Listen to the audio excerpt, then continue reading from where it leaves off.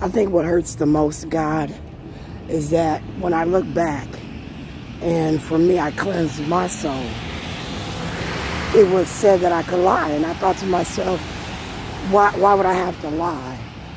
I remember being at my mama's house, and dude was like, this was a Target, by the way. I got caught stealing a pack of cigarettes from that motherfucker. I used the name Stacy Anderson. I couldn't go in that motherfucker for about a year. My mama didn't know.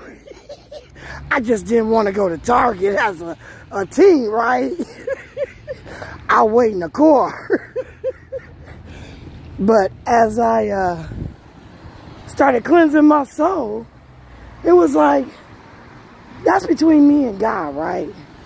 Everything I talked about, outside of what I could be caught for, like selling pills, selling crack, you know, outside of the things I told on myself for, as I spit, as these metal pieces. Be clear, 2007, I had some white guy at a Metro Dental tell me, Sharon, you got a gum disease, and we want to cut down here. He said, we want to cut down there and clean from the bottom up. And Dr. Kovacs, Dr. Marker, Dr. Thomas Kane said if we pull Sharon's teeth out, I used to get these bumps on my teeth like pimples. And if they popped the pimple, sometimes the tooth was fine, sometimes the tooth had to go. My back teeth, on my soul, the motherfucker said, your feelings are old, even though they're not bothering you.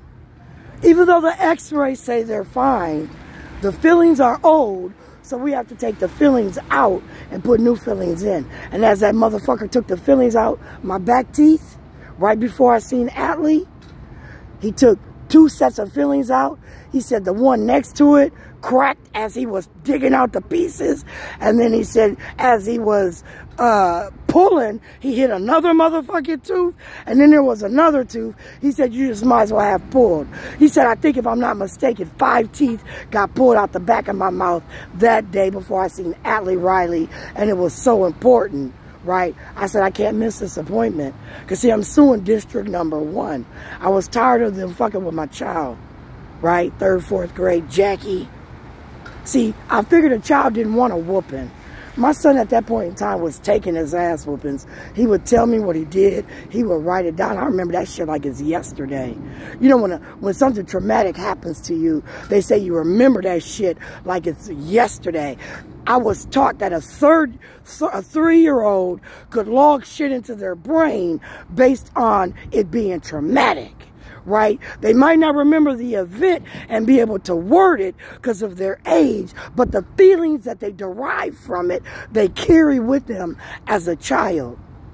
So for me, I just decided as I purged my soul, the next thing I did was say, John Tunheim, I need immunity because see, something ain't right. See, now that I've purged myself with this God that they claim I don't believe in, where again, my seat in heaven, if there is one, everlasting life, if I get one, right? I'm not saying it's real. I'm not saying it's fiction. I'm just saying if, because I'm human, right? There just might be human laws. I don't know. I don't want to know.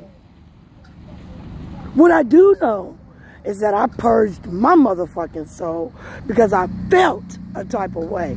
And as these thoughts was fucking me up, I started logging them down. I started writing them down, videotaping them, looking at myself.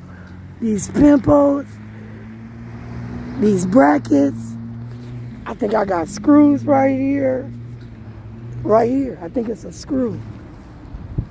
I thought they knocked me out. I thought they did some illegal surgeries. I thought they were fucking with my one and only life. Then I thought they were trying to sexually abuse me. I said that I thought that everybody always said, look at that ass. Look at that bitch. Look at this. Look at that. So you automatically look. And I was trying to retrain my brain. I got tired of looking at bitches' ass. I don't want to look at your ass. I don't want to look at your titties. These aren't things I want to look at. But then I thought if I ever got some money, and I wanted to tune me up, Do you look in a book? I seen a documentary. I seen a documentary on a man who gave a bitch a dick. He took a clitoris and changed it to a dick. Man, the shit that I watched, the interest that I had, that shit was all over the place. I was me, right? And I'm me raw. And I don't appreciate being mocked. I don't appreciate the circle of discipline. I don't appreciate Keith. If I had the opportunity to be an attorney and you mocked me, you tried to take my degree, my certificate, my diploma, because remember now, I got it in my hand from Jim Long, my high school diploma, Sharon Martin. It caught on fire in my mama's garage. I said I had it when they took my first public storage locker, 2949 Sheridan, where I paid the rent on that bitch, Jeanette. Your son didn't give a fuck about that locker, the memories we had in that locker. He didn't give no fucks. I paid that shit until I couldn't, and I lost that locker. And I slept in the locker I got from Crystal New Hope, Robbinsdale area, as they call it. I slept with that shit in that U-Haul. I was having post-traumatic stress disorder effects. I didn't want to get out the U-Haul with my motherfucking stuff. I don't appreciate being mocked. I don't.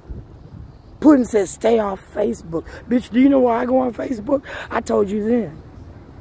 I said, I don't know, I was having anxiety. Something said go to your mama house. Nia was like, I don't know you. Like, bitch, you don't know me. I had problems with that bitch. I remember at Uncle George's funeral, she told me I was dressed inappropriately with her drunk ass. She was trying to clown me at my uncle's funeral. I had on like a black sweater with a black shirt with a black pair of stretch pants, right? I thought I looked okay. Does anybody have pictures? Because, you know, Naya clowned me. She told me I looked like a whore. I couldn't stand that bitch. I still respected her though, didn't I? I ain't in the mood, son. I ain't in